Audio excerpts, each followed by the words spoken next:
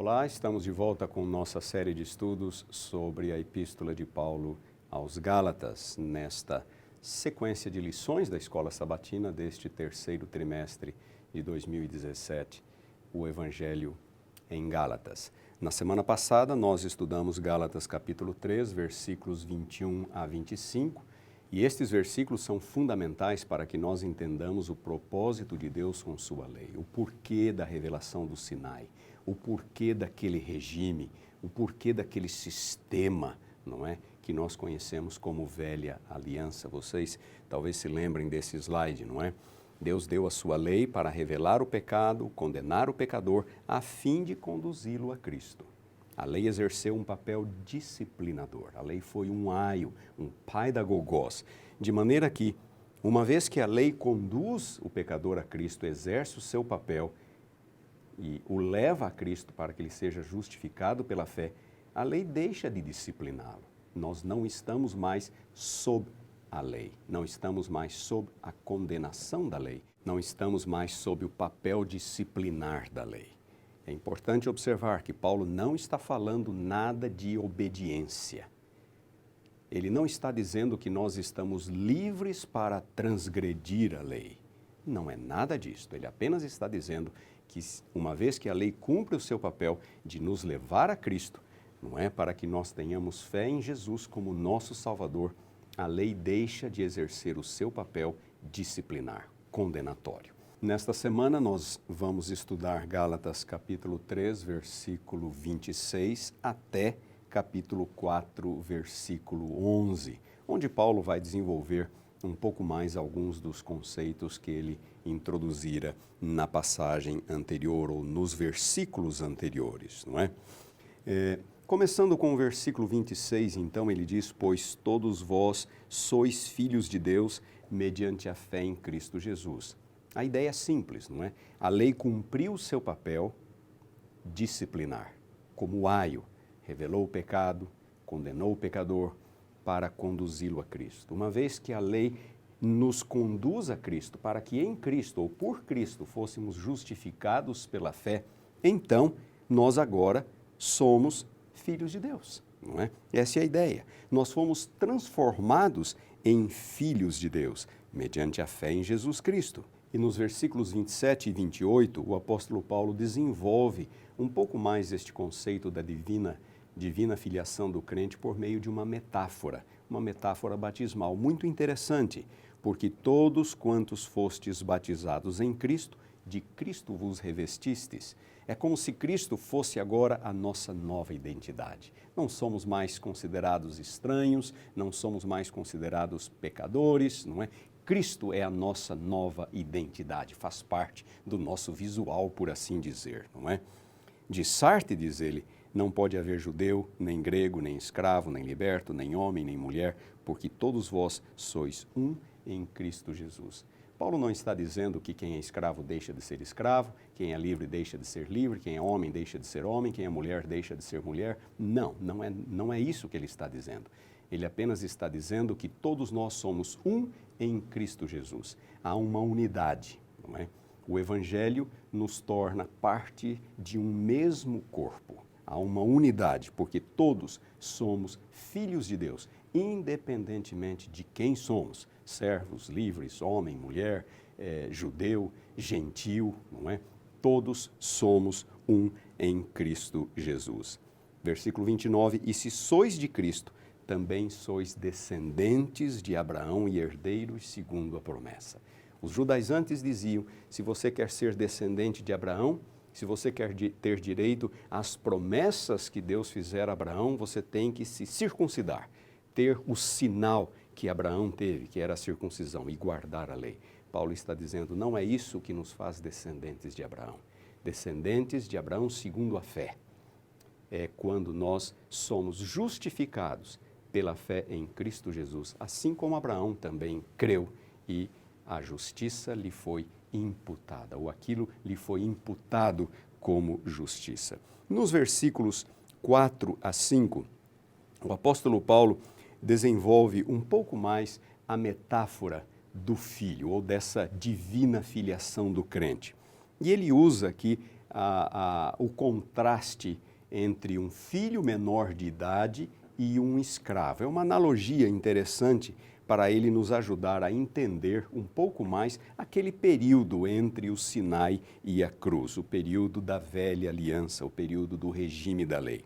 Ele diz assim: digo, pois, que durante o tempo em que o herdeiro é menor, ele está pensando num herdeiro, um filho que é herdeiro das propriedades, das riquezas, das fortunas do seu pai. Durante o tempo em que o herdeiro é menor, em nada ele é diferente de um escravo, posto que é senhor de tudo. Ele é herdeiro, mas como ele é menor de idade, o status dele é semelhante ao de um escravo, porque ele não pode ainda lançar mão da sua herança. Ele ainda não tem a herança, assim como o escravo não tem nada. Ele é herdeiro, mas ele ainda não pode desfrutar da sua herança. Versículo 2, ele está sob tutores e curadores até o tempo pré-determinado pelo pai, até aquele momento em que ele alcançaria a maioridade e pudesse então começar a usufruir da herança. Assim também nós, diz ele, quando éramos menores, estávamos servilmente sujeitos aos rudimentos do mundo. Paulo aqui está refletindo na história de Israel. Ele está se refletindo ao período da velha aliança. É como se fôssemos menores de idade, está dizendo ele, naquele período. Estávamos sujeitos aos rudimentos do mundo, estávamos sujeitos a tutores, a curadores. É aquele papel disciplinar da lei. É a lei funcionando como um aio. Nós estávamos sujeitos a isto, não é? Vindo, porém, a plenitude do tempo. É o momento em que o filho alcança a maioridade e pode desfrutar, começar a desfrutar da sua herança. Vindo, porém, a plenitude do tempo, Deus enviou o seu filho, nascido de mulher, nascido sob a lei. Jesus nasceu naquele período, no período da velha aliança, no período do regime da lei, para resgatar os que estavam sob a condenação da lei, a fim de que recebêssemos a adoção de filhos. Então, tendo vindo a plenitude do tempo, o momento pré-determinado pelo Pai, como ele diz no versículo 2, Jesus vem para nos redimir, não é? Para que recebêssemos a adoção de filhos. E ele termina nos versículos 6 e 7 dizendo: e porque vós sois filhos, enviou Deus ao nosso coração o Espírito de seu Filho, que clama, Abba, Pai.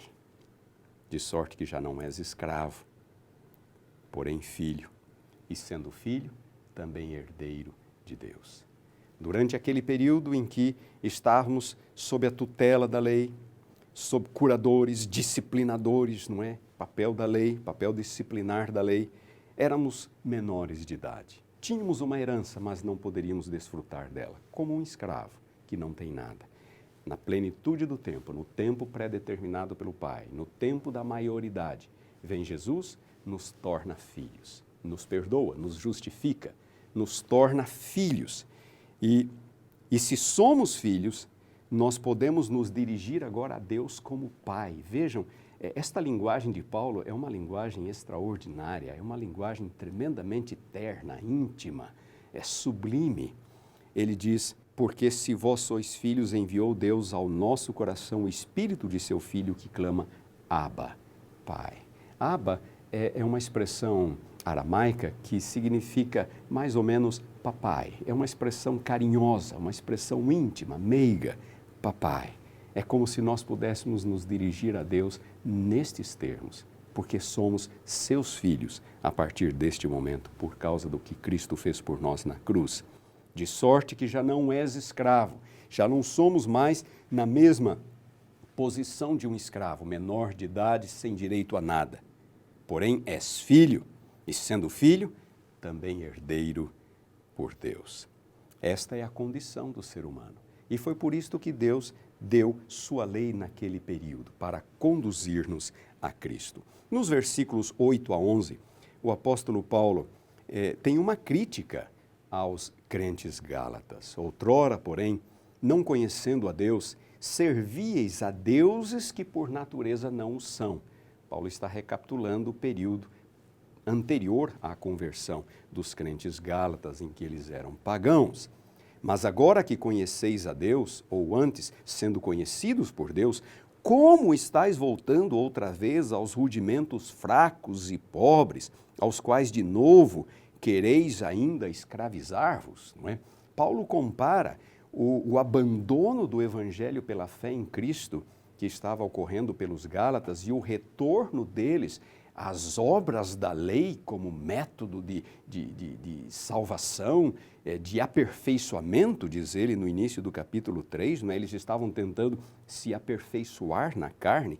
Paulo está dizendo, vocês estão voltando no tempo. Vocês estão voltando àquele período em que a lei foi apenas um disciplinador. A lei não salva. A lei nunca foi dada por Deus com esta finalidade. Guardais dias, meses, tempos e anos, não é? O que Paulo está condenando nesses versículos é o uso salvífico da lei, seja ela qual for. Seja a lei moral, seja a lei cerimonial, a circuncisão, o sábado do sétimo dia, os sábados cerimoniais, as festas, não importa.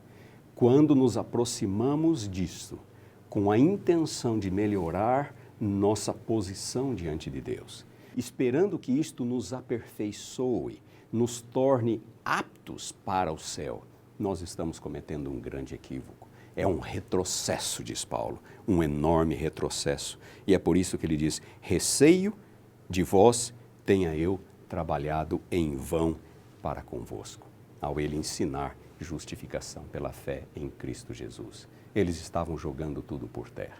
Era um verdadeiro retrocesso. É importante ressaltar esse aspecto. O apóstolo Paulo não está falando de obediência como uma resposta à salvação obtida por Cristo. Porque, é claro, todos nós somos salvos não para viver uma vida de pecados. Nós somos salvos para viver uma vida de plena comunhão, relação íntima, filial com Deus como o nosso Pai. Paulo deixa bem claro isto em Romanos capítulo 6. É importante recapitular este ponto, não é? Romanos capítulo 6, versículo 14, ele diz, porque o pecado não terá domínio sobre vós, pois não estáis debaixo da lei, e sim da graça. Claro, se a lei cumpriu o seu papel de nos conduzir a Cristo, não estamos mais sob a condenação da lei. Estamos agora sob a graça, é claro. E daí? Pergunta ele no versículo 15. Haveremos de pecar porque não estamos debaixo da lei e sim da graça? De modo nenhum. Não poderia haver nada mais equivocado do que isto, porque nós somos salvos para viver uma nova relação com Cristo. Somos salvos do pecado não para viver em pecado, mas para viver uma vida de fidelidade, de obediência, em harmonia com a vontade de Deus. E na sequência, aqui deste capítulo 6 de Romanos, o apóstolo Paulo fala exatamente isto, que há uma mudança, não é, na nossa relação. Nós agora nos tornamos servos de Deus, servos da justiça. E tudo que nós somos, nossos membros, nossa mente, nossos talentos, nossos recursos, devem ser colocados a serviço de Deus. Não mais para viver como escravos do pecado, mas libertados do pecado, diz Paulo no versículo 22, somos transformados em servos de Deus. Tendes o vosso fruto para a santificação e, por fim, a vida eterna. E o que significa ser servo de Deus? Qual é esta nova vida do crente? É uma vida em harmonia com o quê? Em harmonia com as demandas de Deus, em harmonia com as exigências de Deus, em harmonia com a vontade de Deus, em harmonia com o padrão moral de Deus, em harmonia com o padrão de justiça de Deus. E qual é este padrão? Qual é este padrão? Senão aquele que está expresso na lei de Deus. O crente não é salvo pela lei, não é salvo pela obediência, mas ele é salvo para uma nova vida em harmonia com a vontade de nosso Deus, de nosso Pai. Há uma passagem, Romanos capítulo 7, versículo 6. Agora, porém, libertados da lei, libertados não da necessidade de cumpri-la, libertados da condenação da lei, estamos mortos para aquilo a que estávamos sujeitos, de maneira que nós servimos em novidade de espírito e não na caducidade da letra. Claro, aquela letra fria que se destinava a revelar o pecado e a condenar o pecador, o povo de Israel e muitos nos dias de Paulo, os judaizantes, estavam usando como para obter méritos diante de Deus. Não, nós não servimos mais na caducidade da letra, mas nós servimos em novidade de espírito, num sinal de gratidão pela salvação que Deus nos ofereceu. Continuando no versículo 7, Romanos 7, 7, que diremos, pois, é a lei pecado? Não, não há nada de errado com a lei. A lei não é o pecado, a lei não é pecado, a lei não promove o pecado. Eu apenas não teria conhecido o pecado se não fosse por intermédio da lei. A lei continua sendo o padrão da justiça de Deus. Pois eu não teria conhecido a cobiça se a lei não dissera não cobiçarás. Eu não saberia que a cobiça é contrária à vontade de Deus se a lei não me revelasse. Eu continuo tendo na lei o meu padrão de justiça. É o padrão de justiça de Deus. No versículo 12, o apóstolo continua, por conseguinte, a lei é santa, o mandamento santo, justo e bom. Não há nada de errado com a lei de Deus. Ela é um reflexo do caráter de Deus. A lei é santa, é justa, é boa. E se ela é santa, justa e boa, ela é boa para nós. E o que Deus espera do ser humano é que ele vive em harmonia com aquilo que é justo, com aquilo que é bom, com aquilo que é santo. Ele vive em harmonia com os princípios que nós encontramos na lei de Deus. Capítulo 8, versículo 4. Depois de falar, não é, de que Deus enviou Jesus para nos salvar, Paulo diz, a fim de que o preceito da lei se cumprisse em nós. A fim de que o preceito da lei se cumprisse em nós.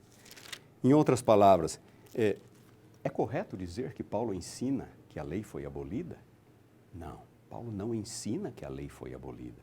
O que Paulo ensina é que aquela lei do Sinai, aquele regime chegou a um fim em Cristo, quando a lei revelava o pecado, condenava o pecador. A lei atuou como um disciplinador para me conduzir a Cristo.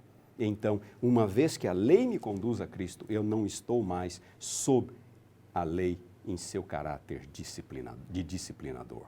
A lei que me condena. Eu agora estou salvo em Cristo Jesus. Olhem esta passagem de Paulo em Romanos capítulo 13. Romanos capítulo 13, versículos 8 a 10.